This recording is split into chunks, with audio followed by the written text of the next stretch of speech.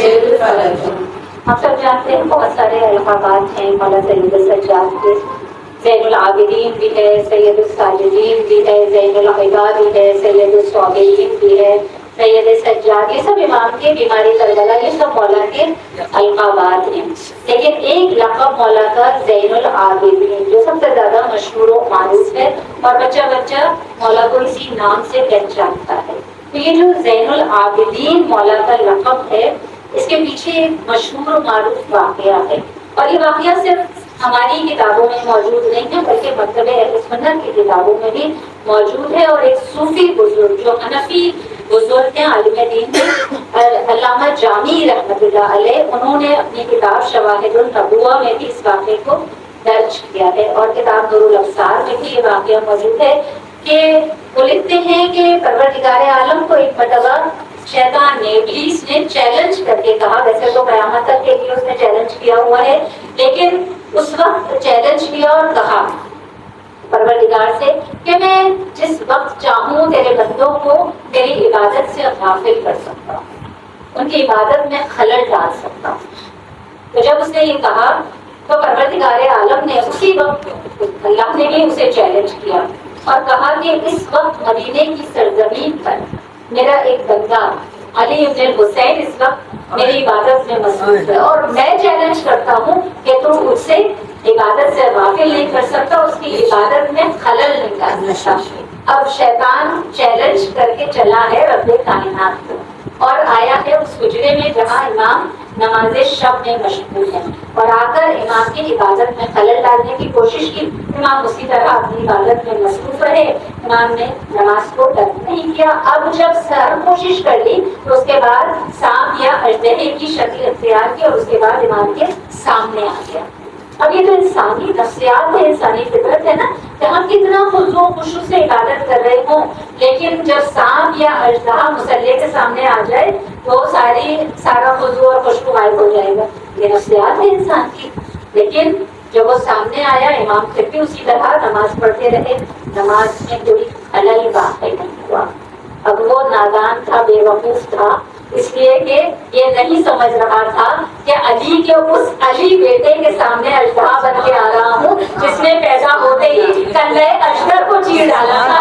اس علی کے بیٹے کے سامنے اژدہا بن کے آ رہا ہے. اب جب آگے پھر امام کے پاؤں پہ اپنا سر مارنا شروع کیا تو سر مار رہا تھا، امام اسی طرح نماز پڑھتے رہے. تب امام کے پیر کے انگوٹھے میں کاٹا. امام کی عبادت میں پھر بھی خلل نہیں آیا. امام اسی طرح اپنی نماز امام نے مکمل کی، اور جب نماز کو ختم کیا ہے میرے مولا نے تو اس وقت عاطف غیبی نے ندا دی، انتا زین العابدین، کہ تم عبادت کرنے والوں کی زینت ہو.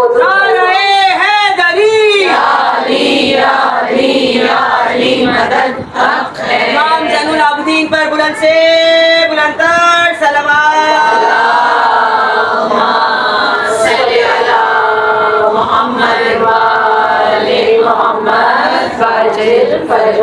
کتاب میں لکھا ہے کہ ایک مرتبہ نہیں 3 مرتبہ عاطف غیبی کیے ندا سنائی تھی کہ انتا زین العابدین، تم عبادت کرنے والوں کی زینت ہو.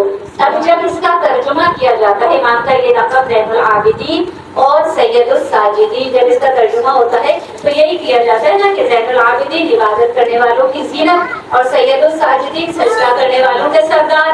لیکن جو تھوڑی سی بھی عربی جانتے ہیں وہ یہ جانتے ہیں کہ جب اسم سے پہلے الف لام لگ جاتا ہے تو وہ جو نکرہ ہے وہ معرفہ میں تبدیل ہو جاتا ہے. تو یہاں صرف ساجدین نہیں ہے، یہاں صرف عابدین نہیں ہے، بلکہ الساجدین، سید الساجدین اور زین العابدین دونوں جگہ الف لام لگا ہوا ہے. تو یعنی اللہ یہ نہیں کہہ رہا کہ عبادت کرنے والوں کی زینت نہیں، میری خاص عبادت کرنے والوں کی زینت. اور اللہ جب یہ نہیں کہہ رہا سید الساجدین کے سجدہ کرنے والوں کے سردار، بلکہ الساجدین ہے، یعنی میرے خاص الخاص سجدہ کرنے والوں کے سردار.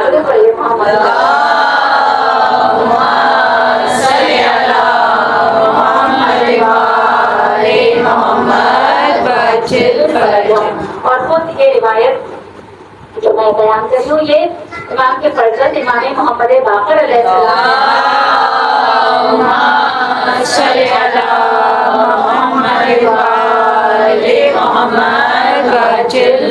وہ بیان کرتے ہیں کہ میرے بابا ایک دن میں 1000 رکعت نماز پڑھا کرتے تھے. 1000 رکعت نماز ہم کہنا بڑا آسان ہے، سننا بھی بڑا آسان ہوتا ہے. ہم لوگوں سے پوچھے نا، ہمارے لیے شب قدر میں 100 رکعت نماز پڑھنا کتنا مشکل لگتا ہے.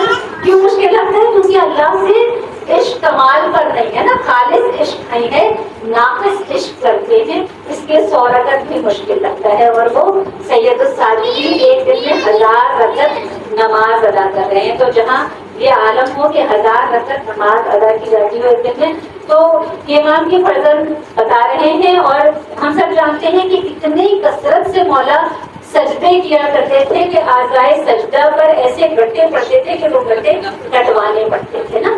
تو ایسا سجدہ کرنے والے تو زین العابدین اور سید الساجدین، یہ جو دونوں القابات ہیں مولا کے، یہ بیک وقت یہ صفات ہے نا، یہ بیک وقت میرے مولا میں موجود ہیں یہ دونوں صفات. جبکہ ایک صفت جو ساجدین کی صفت ہے یہ فرشتوں کی صفت ہے، اور جو عابدین جو صفت ہے یہ انبیاء کی صفت ہے. اور امام زین العابدین علیہ السلام نے یہ دونوں صفات میرے مولا میں بیک وقت نظر آتی ہیں.